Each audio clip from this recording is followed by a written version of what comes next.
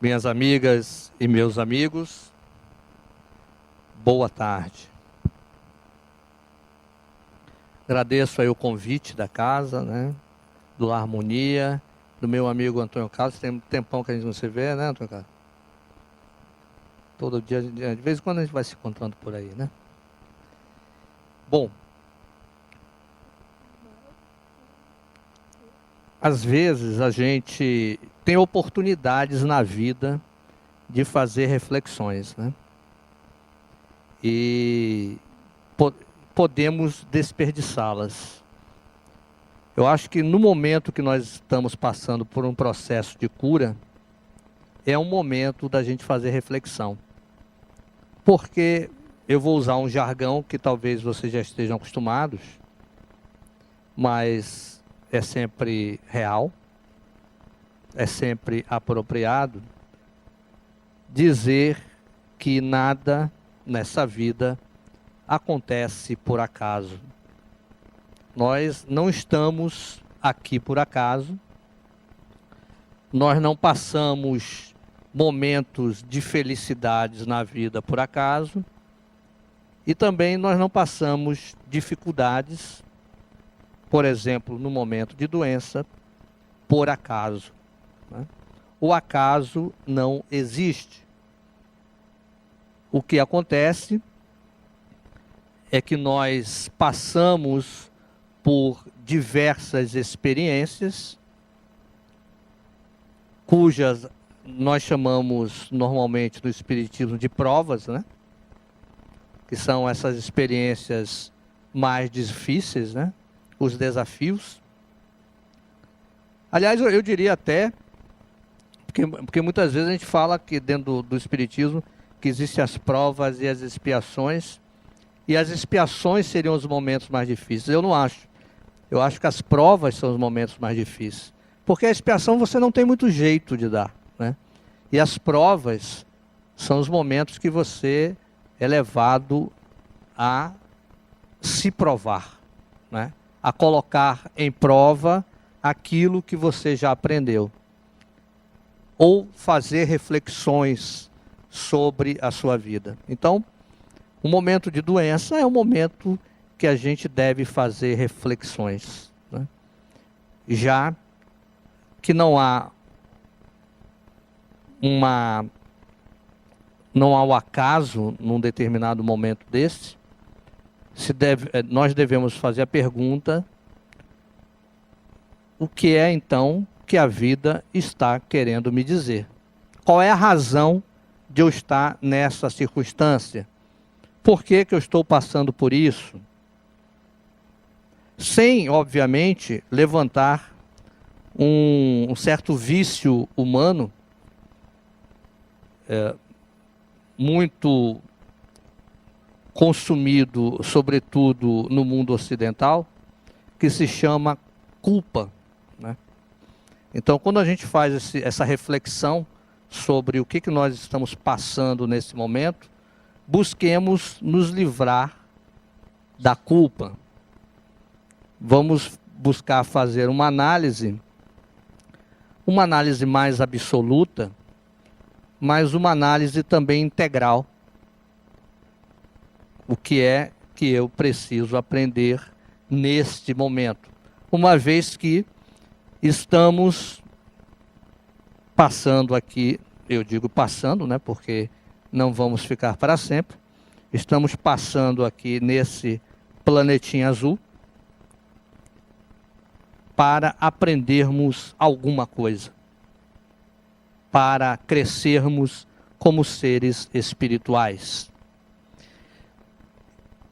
O processo de cura, então, ele não pode ser separado de um processo de transformação espiritual.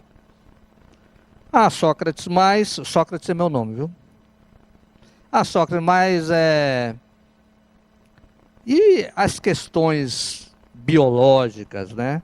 E as questões genéticas? Porque você está querendo, então, dizer que todas as questões relacionadas a uma doença têm um propósito espiritual, né? Eu digo assim, meio que sim, meio que não.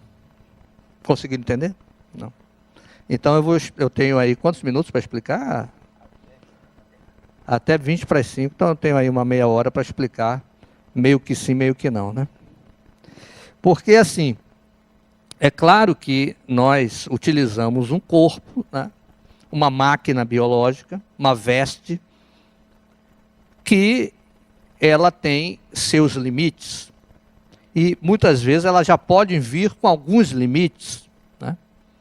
Mas ela foi feita de uma maneira sob medida, mais ou menos naquela época que Antônio Carlos, quando foi casar, ele não foi assim, não passou numa loja de departamento e pediu um terno, né, Antônio Carlos? Você foi fazer o seu terno sob medida, num alfaiate, né?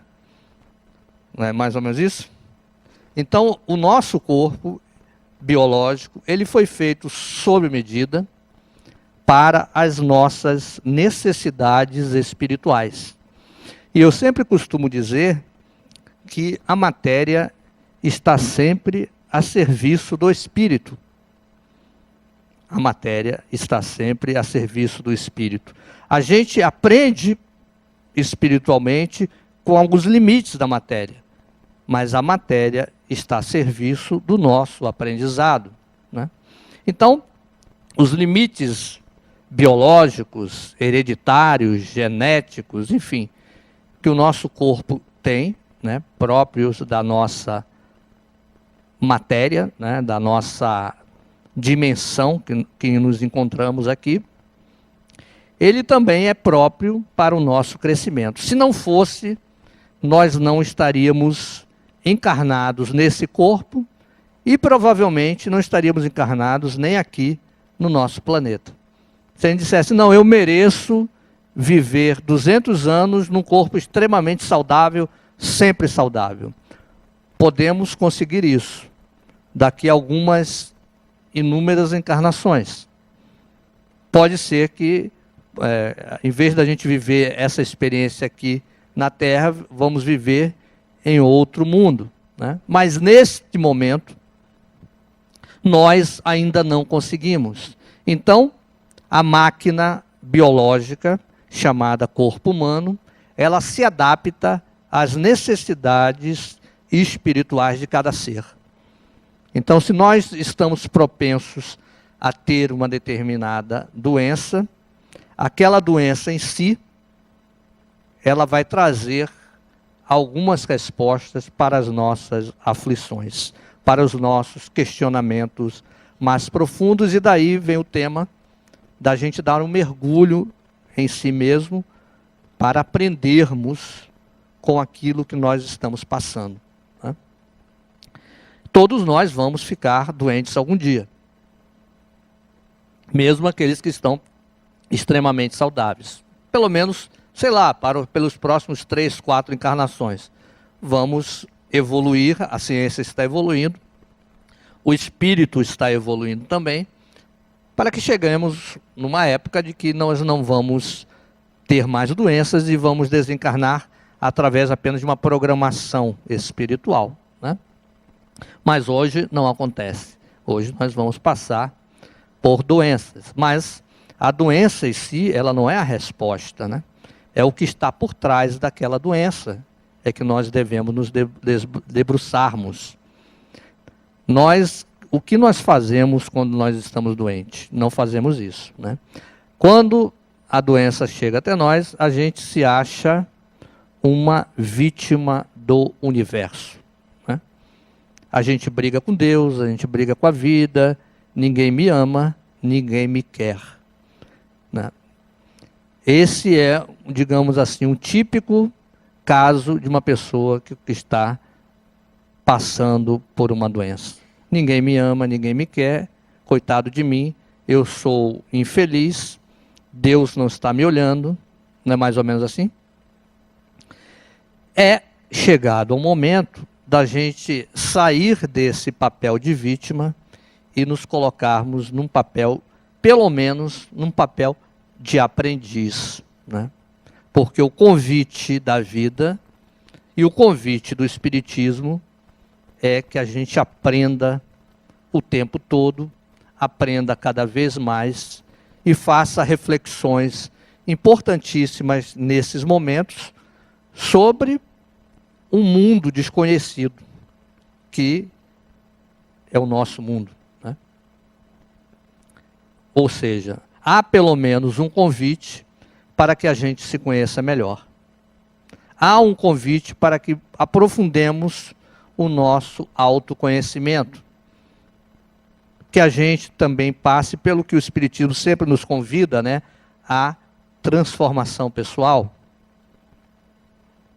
Normalmente, a gente deveria fazer isso em momentos felizes, em momentos de festa, né?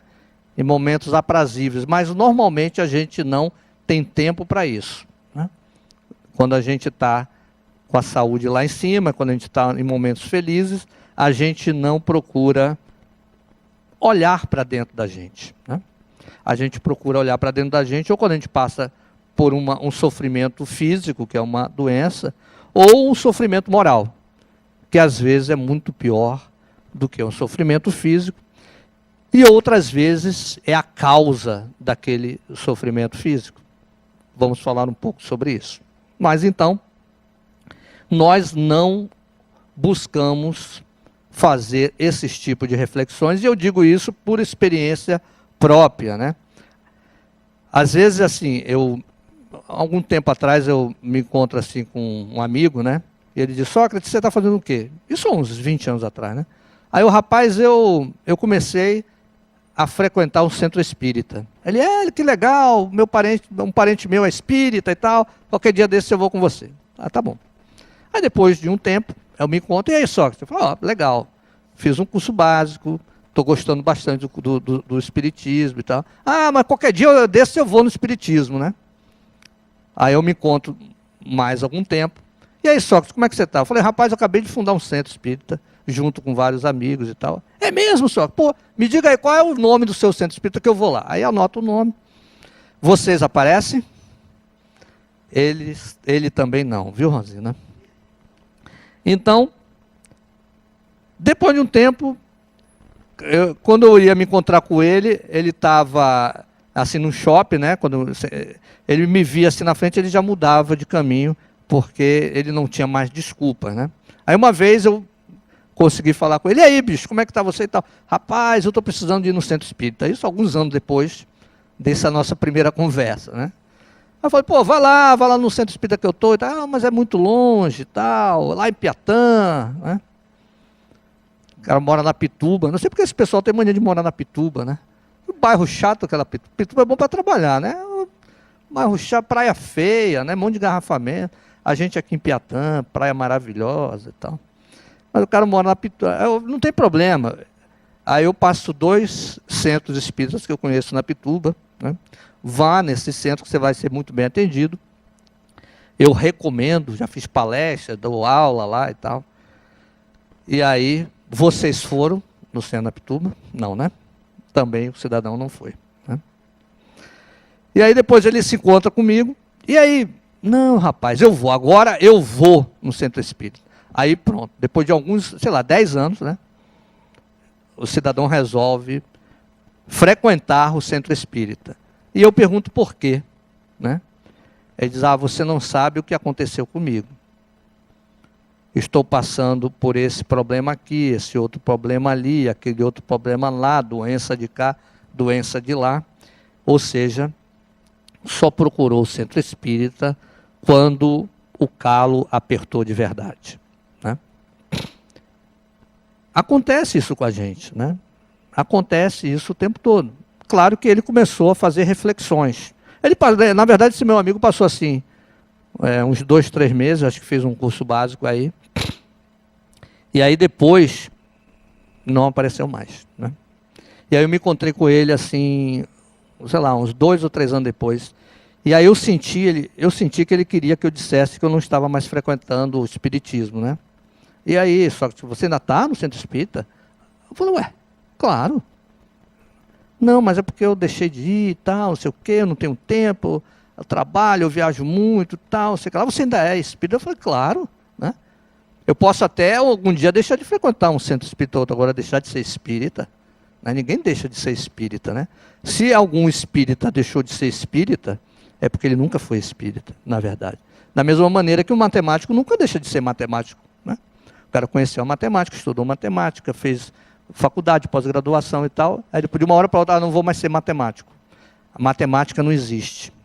As leis foram derrocadas. Não existe isso. Né? Não que eu conheço espíritas que frequentam outras religiões. Legal, não tenho nada contra. Né?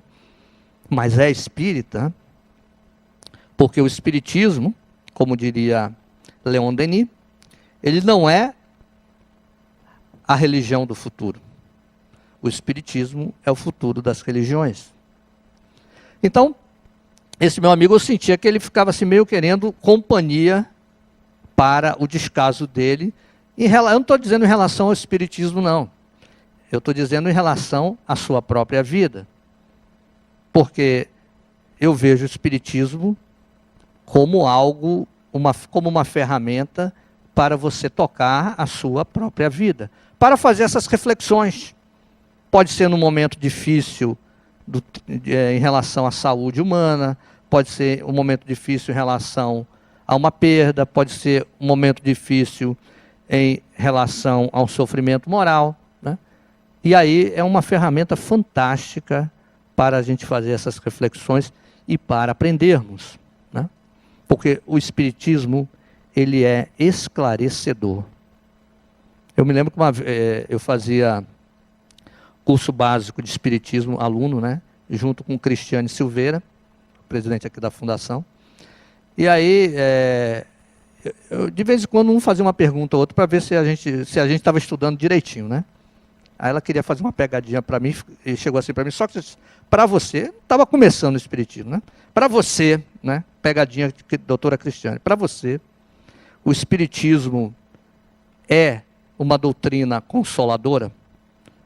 Aí eu parei para pensar assim e tal, falei, é. Aí ela disse, errado. O espiritismo é uma doutrina esclarecedora.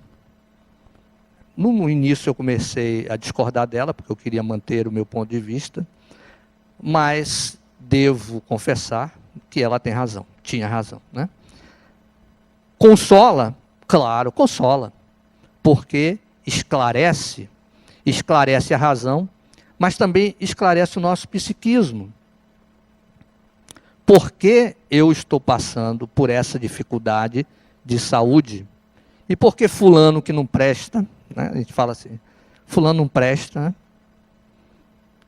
Não está passando por isso. Né? Olha só, a gente já começa a trabalhar aí questões de orgulho, de vaidade, né? Fulano não presta, mas eu presto e estou passando por esse problema. A gente não tem um instrumento para medir o sofrimento humano. Aquele fulano que você acha que está uma vida às mil maravilhas, pode estar sofrendo mais do que você. E você que está passando por aquela dificuldade, por aquele desafio, você pode estar aprendendo bem. Nós não temos esse instrumento de medição de dor, de sofrimento. Né? O instrumento somos nós mesmos para buscarmos entender como nós estamos evoluindo. Como nós estamos aprendendo.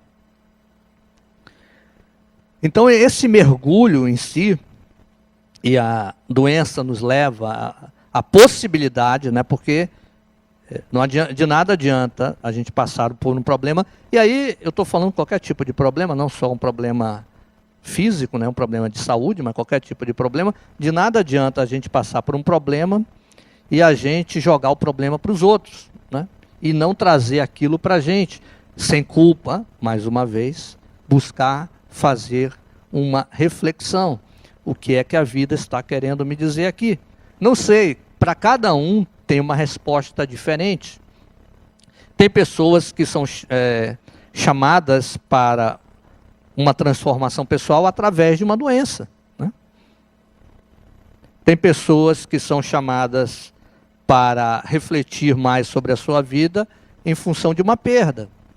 Então, é muito pessoal e é intransferível a análise que a gente faz sobre aquela passagem, aquilo que nós estamos passando, aquele evento de dor, de sofrimento, né, de angústia.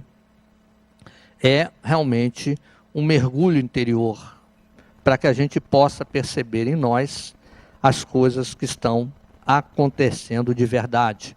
Pode ser uma pausa que a gente deve dar na vida, pode ser uma reflexão para a gente buscar entender realmente a nossa verdadeira posição como ser, que não somos um ser biológico apenas, né? Somos um ser, sobretudo, espiritual. Agora, qualquer doença, obviamente, deve ser olhada, analisada, pelo menos sobre 3 dimensões, né? Aliás, o ser humano deve ser analisado sobre essas 3 dimensões. A dimensão física, biológica, a dimensão mental, psíquica, e a dimensão espiritual. Em cada dimensão existe a cura, mas existe também algo talvez até mais importante do que a cura, que seria a prevenção, né? Por exemplo, no campo biológico, nós podemos buscar a cura de uma determinada doença através dos remédios, de cirurgia, de tratamentos, né? Ou podemos buscar a prevenção através de alguns remédios, como vacinas, por exemplo, mas também da gente ter comportamentos e atitudes mais saudáveis e recomendadas por médicos, por terapeutas, né? Por nutricionistas, ou seja, a gente pode buscar a cura de uma doença cardíaca, tomando remédio, submetendo-se a cirurgias, ou a gente pode buscar a prevenção, tendo uma alimentação mais saudável, praticando exercícios físicos, por exemplo. É isso? Óbvio que a primeira é muito melhor do que a segunda, porque nós começamos a estabelecer uma meta, uma vontade de fazermos uma vida, de termos uma vida com uma melhor qualidade, né? Enquanto a segunda, a gente fica à mercê, muitas vezes, das nossas próprias forças biológicas e da ciência de uma maneira geral. Então, dentro do ponto de vista biológico, né, dessa dimensão física, nós podemos buscar a prevenção e podemos, obviamente, buscar a cura mediante o avanço da ciência. No ponto de vista do psiquismo, a mesma coisa, né? Então, a gente pode buscar a cura depois que um processo mental já está estabelecido. Aí buscamos, aí eu não estou nem mais falando de doença física, tá? Mas uma doença psicológica, né? Então nós buscamos o auxílio de um psicólogo, de um terapeuta, que vai tentar resolver aquele trauma ou aquele acontecimento, aquela doença que está nos acometendo. Ou podemos nos prevenir também, né? Como é que essa prevenção? Pode ser através de terapias preventivas, pode ser através de yoga, pode ser através de cursos de reprogramação mental, né? Meditação, coisas do gênero. Então, podemos, na parte mental, da mesma maneira que na parte física, buscarmos a cura depois de uma doença já estabelecida, ou podemos estabelecermos um método, uma maneira de nos autocurarmos o tempo todo, né? E da parte espiritual, a mesma coisa. Podemos buscar a cura depois que já está estabelecido alguma doença espiritual, e normalmente nós relacionamos as doenças espirituais com as obsessões, né? Que é o ato de um ou mais espíritos quererem atrapalhar a vida de um encarnado. Não é isso? Não que esse encarnado seja santo, né, e o desencarnado seja alguém do mal, porque nesse momento muitas vezes não há nem santo e nem ninguém do mal, né?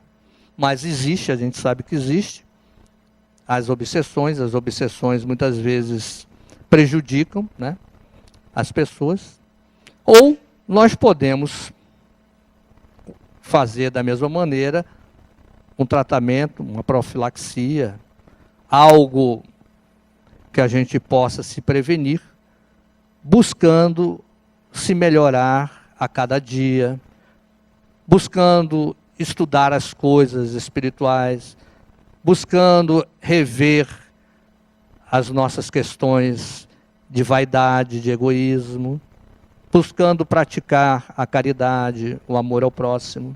Né? Então, nós temos sempre os dois caminhos. Sócrates, eu vou aprender em qual? Nos dois você vai aprender. A questão principal é o sofrimento. Num você sofre menos. Né? Quando a gente se previne, a gente sofre menos. E a gente vai aprendendo. Claro que, não estou dizendo que a prevenção, ela termina a possibilidade da gente sofrer em algum momento. Isso, claro que não existe, porque nós vivemos num plano de provas e expiações, que estamos começando a migrar para um mundo de regeneração, mas ainda temos desafios à nossa frente. Com certeza, quem vive na prevenção tem uma qualidade de vida melhor. Né? Quem vive tendo uma qualidade alimentar melhor, física melhor, psíquica, né, melhor, espiritual, moral, né, se previne contra outras coisas e tem uma vida mais plena. E é claro que essas três dimensões, elas estão interligadas, né? Estão interconectadas. A gente sabe que uma boa parte das doenças, elas têm causas no espírito. Eu não estou nem falando de obsessão não, viu gente? Estou falando do próprio espírito. Algo mal resolvido nesta vida, ou em vidas passadas, podem cristalizar um problema no perispírito, que é o corpo espiritual do espírito, que sou eu. Né? Esse perispírito, ele funciona como uma espécie de um modelo para o nosso corpo físico. Se algo aconteceu em vidas anteriores, trazemos esse problema para essa vida. Esse problema pode aparecer de imediato, quando nascemos, ou ele pode aparecer no decorrer da nossa encarnação. É algo do espírito. Nós não resolvemos aquilo e cristalizamos aquela doença como se nós transformássemos um problema psíquico, espiritual, em algo sólido dentro do perispírito nosso, influenciando o nosso corpo biológico. Isso pode, como eu disse antes, pode acontecer em outras vidas, mas pode acontecer agora. Se passarmos por algum evento traumático e não resolvemos, aquilo ali pode ir para uma espécie de um freezer, né? Como se nós estivéssemos armazenando uma comida estragada dentro de um freezer, ou dentro de uma gaveta. Né? Quando a gente traz, em determinado momento, novamente à tona aquilo ali, e ele vai descongelando, aquela coisa podre vem à tona, e pode cristalizar mais uma vez no perispírito e no corpo físico. Por isso é que muitas curas espirituais dentro de centros espíritas, a maioria, a gente pode dizer, elas são feitas no nível do perispírito e no nível espiritual também. Ou seja, quando a gente fala nível espiritual, tem duas vertentes, né? Primeiro é verificar se aquela pessoa está passando por um processo obsessivo. Ou seja, se tem algum espírito desencarnado querendo atrapalhar a vida dele. É um primeiro processo. você passa por essa desobsessão. A maioria não está, né? Eu costumo dizer que obsessão, ela é exceção, não é regra, né? Alguns espíritas acham que obsessão é regra, não é exceção, ao contrário, né? Ah, Sócrates, mas dia de quarta-feira aqui está lotado. Tudo bem, mas se você for no hospital público aqui, no hospital geral, também está lotado lá de doentes físicos. Mas a maioria das pessoas são mais ou menos saudáveis, né? A maioria das pessoas não são obsediadas, né? Ah, mas tem pessoas obsediadas? Claro que tem, né? E aí são tratadas nesse tipo de reunião. Ah, Sócrates, mas eu sinto a presença do Espírito. Opa! Sentir presença espiritual é algo natural do ser humano. Isso não significa que você está obsediado. Porque todos nós somos médiuns em maior ou menor grau. Ah, basta você vir aqui, fazer uma oração, tomar um passe, né? Participar de um curso básico. Curso básico 1, 2, 3, 4, por aí vai, né? E a gente deixa de lado aquelas presenças indesejadas e, melhor, busca as presenças espirituais que nós desejamos. Então, há essa vertente. E há uma outra vertente também, né, que é tão importante quanto quando a gente fala de cura espiritual, que é a transformação moral, né? Porque essa transformação moral vem no alicerce do espírito, né? E essa transformação moral deve fazer que a pessoa se perceba como espírito. Aí é algo importante e transformador. A gente para de se perceber apenas como um ser biológico e nos percebemos como espíritos. Então esse é um outro tratamento importante dentro do tratamento espiritual. Há o tratamento, aí há digamos, uma série de desdobramentos em relação a esses tratamentos. Por exemplo, há um tratamento de passes, a fluidoterapia, mas aí já é quase um tratamento físico, porque os passistas, eles já vão, né, os médiums passistas ou os médiums de cura, eles já vão fazer um tratamento no nível do perispírito que está ligado ao seu corpo físico, né? A maioria desses tratamentos olham o perispírito e, ao tratar as questões perispirituais, que muitas vezes estão ligadas a bloqueios de centros de força, que chamamos também de chakras, ao harmonizar e desbloquear tais centros de força, a pessoa começa a melhorar.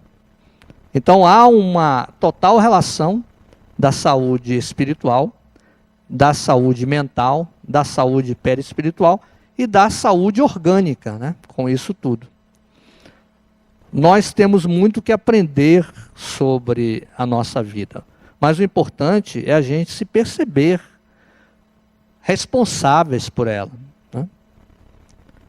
Há exercícios bem interessantes de autocura, por exemplo, que passa muito por essa questão da gente buscar fazer uma espécie de profilaxia.